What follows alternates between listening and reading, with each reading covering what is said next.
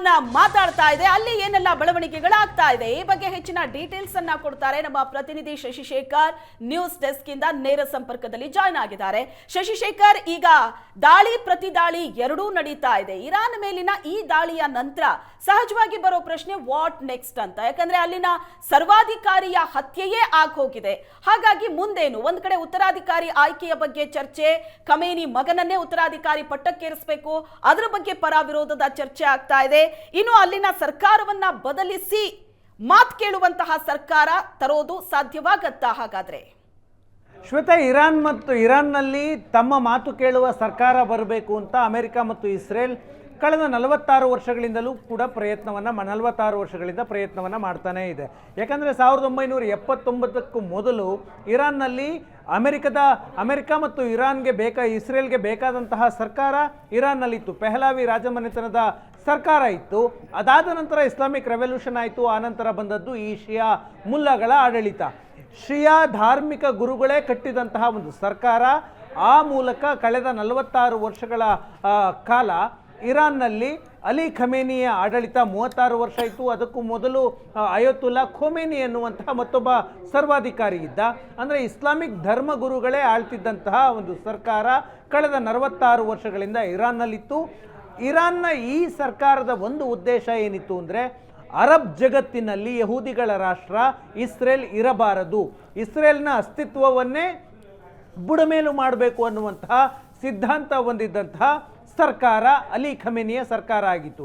ಈಗ ಅಲಿ ಖಮೇನಿಯ ಹತ್ಯೆಯಾಗಿದೆ. ನಿನ್ನೆ ಆರಂಭದಲ್ಲಿ ಇಸ್ರೇಲ್ನ 200 ಯುದ್ಧ ವಿಮಾನಗಳು ಇರಾನ್ನ ಮೇಲೆ ದಾಳಿ ಮಾಡುತ್ತವೆ. ದಾಳಿಯ ಆರಂಭದಲ್ಲೇ ಅಲಿ ಖಮೇನಿಯ ಕಾಂಪೌಂಡ್ ಮೇಲೆ ಆತ ಇದ್ದಂತಹ ಕಚೇರಿಯ ಮೇಲೆ ದಾಳಿಯಾಗುತ್ತೆ. ಆ ಸಂದರ್ಭದಲ್ಲಿ ಅಮೆರಿಕದಿಂದ ನಡೆಯಬಹುದಾದಂತಹ ಸಂಭಾವ್ಯ ದಾಳಿಯನ್ನು ಯಾವ ರೀತಿ ಪ್ರತಿರೋಧ ಮಾಡಬೇಕು ಅನ್ನುವುದರ ಬಗ್ಗೆ ದೊಡ್ಡ ಚರ್ಚೆ ಆಗ್ತಾ ಇತ್ತು. ಆ ಸಂದರ್ಭದಲ್ಲಿ ದಾಳಿ ಮಾಡಿ ಅಲಿ ಖಮೇನಿ ಮತ್ತು ಅಲಿ ಖಮೇನಿ ಸರ್ಕಾರದ ಟಾಪ್ ಮೋಸ್ಟ್ ಜನರಲ್ಗಳನ್ನು, ಆಫೀಸರ್ಗಳನ್ನು, ರಾಜಕೀಯ ನಾಯಕರನ್ನು ಹತ್ಯೆ ಮಾಡಲಾಗಿದೆ. ಈ ಮೂಲಕ ಇರಾನ್ನಲ್ಲಿ ಕಳೆದ 36 ವರ್ಷಗಳಿಂದ ಆಳ್ವಿಕೆ ಮಾಡ್ತಿದ್ದಂತಹ ಸರ್ವಾಧಿಕಾರಿ ಅಲಿ ಖಮೇನಿಯ ಹತ್ಯೆಯಾಗಿದೆ. ಈಗ ವಾಟ್ ನೆಕ್ಸ್ಟ್ ಅನ್ನುವಂತಹ ಪ್ರಶ್ನೆ ಬರುತ್ತೆ. ಈಗ ಅಲಿ ಖಮೇನಿ ಹತ್ಯೆಯಾಗಿದೆ. ಇರಾನ್ನಲ್ಲಿರುವಂತಹ ಅದೇ ಸರ್ಕಾರ ಅಲಿ ಖಮೇನಿಯ ಉತ್ತರಾಧಿಕಾರಿಯಾಗಿ ಮುಜ್ತಬಾ ಖೊಮೇನಿಯನ್ನು ನೇಮಕ ಮಾಡಲಾಗಿದೆ, ಅಲಿ ಖಮೇನಿಯ ಮಗ. ಈಗ ಈ ಸರ್ಕಾರ ಮುಂದುವರಿಯೋದಕ್ಕೆ ಅಮೆರಿಕ ಮತ್ತು ಇಸ್ರೇಲ್ ಅವಕಾಶವನ್ನು ಕೊಡುತ್ತಾ ಅಥವಾ ಒಂದು ಮಧ್ಯಂತರ ಸರ್ಕಾರವನ್ನು ತರೋದಕ್ಕೆ ಪ್ರಯತ್ನ ಮಾಡ್ತಾ, ಅಂದರೆ ರೆಜಿಮ್ ಚೇಂಜ್ಗೆ ಮುಂದಾಗುತ್ತಾ ಅಂತ. ಈಗ ಇದೇ ಅಲಿ ಖಮೇನಿಯ ಮಗ ಮತ್ತೆ ಸರ್ವಾಧಿಕಾರಿಯಾಗಿ ಮುಂದುವರೆದರೆ, ಮೂರನೇ ಸರ್ವಾಧಿಕಾರಿಯಾದರೆ ಇದೇ ಆಡಳಿತ ಮುಂದುವರಿಯುತ್ತೆ. ಇಸ್ರೇಲ್ನ ವಿರುದ್ಧ ದ್ವೇಷ ಅದೇ ರೀತಿಯಾಗಿ ಮುಂದುವರಿಯುತ್ತೆ. ಇಸ್ರೇಲ್ನ ಅಸ್ತಿತ್ವದ ವಿರುದ್ಧ ಪ್ರಶ್ನೆ ಇರುತ್ತೆ. ಜೊತೆಗೆ ಅಣ್ವಸ್ತ್ರ ಕಾರ್ಯಕ್ರಮಗಳು ಮುಂದುವರಿಯುತ್ತವೆ. ಇದನ್ನೆಲ್ಲವನ್ನೂ ತಡಿಬೇಕು ಅಂತಂದರೆ ಇರಾನ್ನಲ್ಲಿ ಮತ್ತೊಂದು ಹೊಸ ಸರ್ಕಾರವನ್ನು ತರಬೇಕು. ಆರಂಭದಲ್ಲಿ ಮಧ್ಯಂತರ ಸರ್ಕಾರ ತಂದು ಆಮೇಲೆ ಒಂದು ಎಲೆಕ್ಷನ್ ಆಗಿ ಅಲ್ಲೊಂದು ಪೂರ್ಣ ಪ್ರಮಾಣದ ಸರ್ಕಾರ ತರುವಂತಹ ಪ್ರಯತ್ನಗಳನ್ನು ಅಮೆರಿಕ ಮಾಡುತ್ತಾ ಅನ್ನುವಂತಹ ಪ್ರಶ್ನೆ ಇದೆ. ಈ ಹಿಂದೆ ಈ ರೀತಿಯಾಗಿ ಸರ್ವಾಧಿಕಾರಿಗಳು ಹತ್ಯೆಯಾದಾಗ ಏನಾಗಿತ್ತು? ಇರಾಕ್ನಲ್ಲಿ ಸದ್ದಾಮ್ ಹುಸೇನ್ ಹತ್ಯೆಯಾದ ನಂತರ ಅಲ್ಲೊಂದು ಐಸಿಸ್ ಅನ್ನುವಂತಹ ದೊಡ್ಡ ಸಂಘಟನೆ, ಇಡೀ ಜಗತ್ತಿಗೆ ಕಂಟಕವಾಗುವಂತಹ ಸಂಘಟನೆ ಉಟ್ಕೊಂಡು ಬಿಡ್ತು.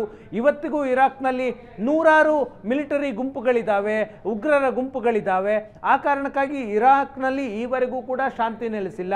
ಯುದ್ಧ ಮುಗಿದು 20 ವರ್ಷಗಳ ನಂತರವೂ ಕೂಡ ಇರಾಕ್ನಲ್ಲಿ ಶಾಂತಿ ಇಲ್ಲ. ಅಲ್ಲಿ ಅಂತರ್ಯುದ್ಧ ಈ ಕ್ಷಣದಲ್ಲೂ ಕೂಡ ಮುಂದುವರಿತಾ ಇದೆ. ಇನ್ನು ಲಿಬಿಯಾಗೆ ಬಂದರೆ, ಲಿಬಿಯಾ ಸರ್ವಾಧಿಕಾರಿ ಗದಾಫಿಯನ್ನು ಇದೇ ಅಮೆರಿಕ ದಾಳಿ ಮಾಡಿ ಹತ್ಯೆ ಮಾಡ್ತು. ಅದಾದ ನಂತರ ಲಿಬಿಯಾ ಈಗ 2 ಓಳಾಗಿದೆ. ಒಂದು ಭಾಗವನ್ನು ಒಂದು ಉಗ್ರ ಗುಂಪು ಆಳ್ವಿಕೆ ಮಾಡ್ತಾ ಇದೆ, ಮತ್ತೊಂದು ಭಾಗವನ್ನು ಮತ್ತೊಂದು ರಾಜಕೀಯ ಗುಂಪು ಆಳ್ವಿಕೆ ಮಾಡ್ತಾ ಇದೆ. ಅಲ್ಲೂ ಕೂಡ ಶಾಂತಿ ಸಿಕ್ಕಿಲ್ಲ. ಆ ರೀತಿಯಾಗಿ ಈಗ ಇರಾನ್ನಲ್ಲಿ ಈ ಸರ್ವಾಧಿಕಾರದ ಆಡಳಿತವನ್ನು ಕಿತ್ತೋಗಿದ್ರೆ ಅಲ್ಲೊಂದು 10 ಗುಂಪುಗಳು ತಲೆ ಎತ್ತುತ್ತವೆ. ನಮ್ಮ ಇಸ್ಲಾಮಿಕ್ ಆಡಳಿತ ಜಾರಿಯಾಗಬೇಕು ಅಂತ ಅವರವರದ್ದೇ ಪ್ರತ್ಯೇಕ ಹೋರಾಟಗಳಾಗಿ ಅಲ್ಲೊಂದು ಅಂತರ್ಯುದ್ಧ ಸೃಷ್ಟಿಯಾಗುವಂತಹ ಸಾಧ್ಯತೆ ಇದೆ.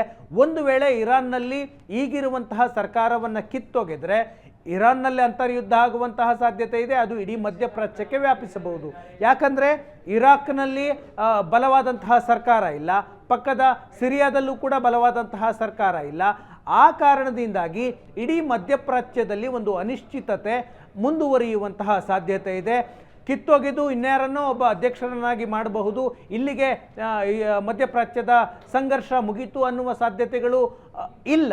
ಯಾಕಂದರೆ ಪ್ರತಿ ಬಾರಿ ಒಬ್ಬ ದೊಡ್ಡ ನಾಯಕ ಹತ್ಯೆ ಆದಾಗ, ಒಂದು ದೊಡ್ಡ ನಾಯಕನ ಸರ್ಕಾರ ಅವಧಿ ಮುಗಿದಾಗ ಮತ್ತೊಂದಷ್ಟು ಉಗ್ರ ಗುಂಪುಗಳು ಬಂದು ಅಂತರ್ಯುದ್ಧಗಳು ಶುರುವಾದಂತಹ ಉದಾಹರಣೆ ಇದೆ.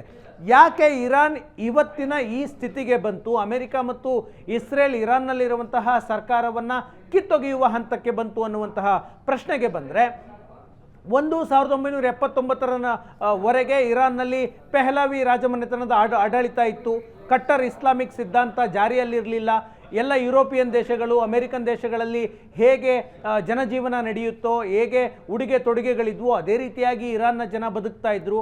ಅದನ್ನು ವಿರೋಧಿಸಿ ಅಲ್ಲಿನ ಇರಾನ್ನ ಮುಲ್ಲಾಗಳು, ಧರ್ಮಗುರುಗಳೆಲ್ಲರೂ ಕೂಡ ಪ್ರತಿಭಟನೆಗೆ ನಿಂತು ಆಗ ಅಸ್ತಿತ್ವಕ್ಕೆ ಬಂದದ್ದು ಈ ಶಿಯಾ ಸರ್ವಾಧಿಕಾರದ ಸರ್ಕಾರ. ಅವರ ಉದ್ದೇಶ ಇದ್ದದ್ದು ಮಧ್ಯಪ್ರಾಚ್ಯದಲ್ಲಿ ಇಸ್ರೇಲ್ ಅನ್ನುವಂತಹ ಯಹೂದಿ ದೇಶ ಇರಬಾರ್ದು ಅಂತ.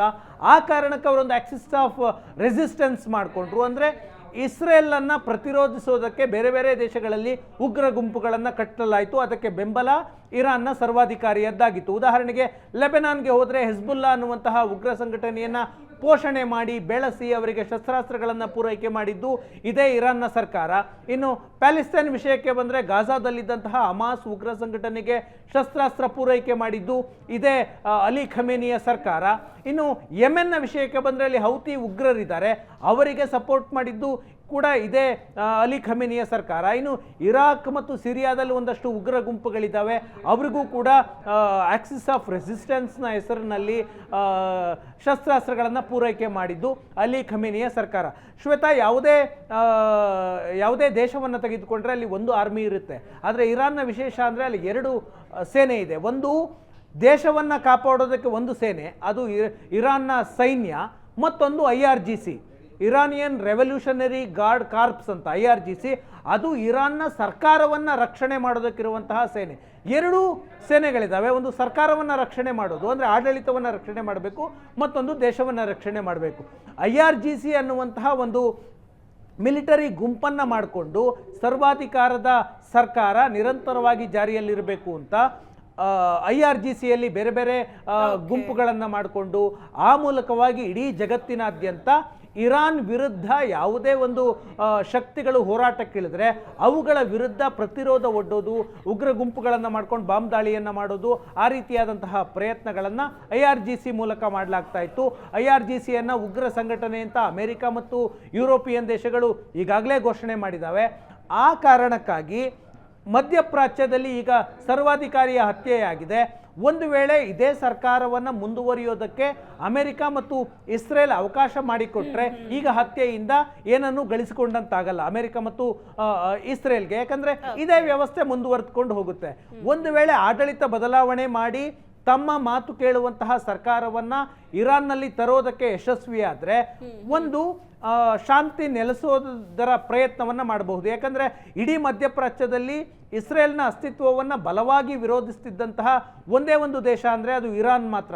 ಇರಾನ್ ಜೊತೆಗೆ ಲೆಬನಾನ್ ಸಪೋರ್ಟ್ ಮಾಡ್ತಾ ಇದ್ವು, ಇರಾಕ್ನ ಒಂದಷ್ಟು ಗುಂಪುಗಳು ಸಪೋರ್ಟ್ ಮಾಡ್ತಾ ಇದ್ವು, ಸಿರಿಯಾ ಸಪೋರ್ಟ್ ಮಾಡ್ತಾ ಇದ್ವು. ಆದರೆ ಅವರ ಮಧ್ಯದಲ್ಲೇ ಅಂತರ್ಯುದ್ಧಗಳು ಜಾಸ್ತಿ ಇದ್ದಾವೆ.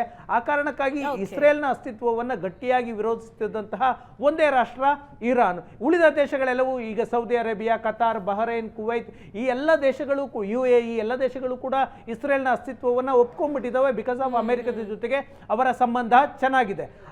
ಈಗ ಇರಾನ್ನಲ್ಲಿ ಈ ಆಡಳಿತ, ಮುಲ್ಲಾಗಳ ಆಡಳಿತ ಮುಗಿದು ಹೋದರೆ ಭವಿಷ್ಯದಲ್ಲಿ ಒಂದೊಳ್ಳೆ ಸರ್ಕಾರ ಬಂದರೆ ಇಡೀ ಮಧ್ಯಪ್ರಾಚ್ಯದ 100 ವರ್ಷಗಳ ಸಂಘರ್ಷ ಏನಿತ್ತು ಅದಕ್ಕೊಂದು ಅಂತ್ಯ ಸಿಗಬಹುದು. ಆದರೆ ಅದು ಈಸಿ ಅಲ್ಲ.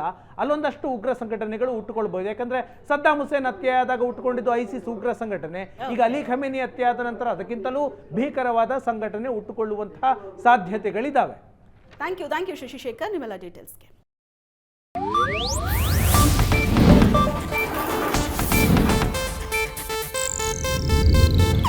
ಇದು ಏಷ್ಯಾನೆಟ್ ನ್ಯೂಸ್ ನೆಟ್ವರ್ಕ್ ಪ್ರಸ್ತುತಿ.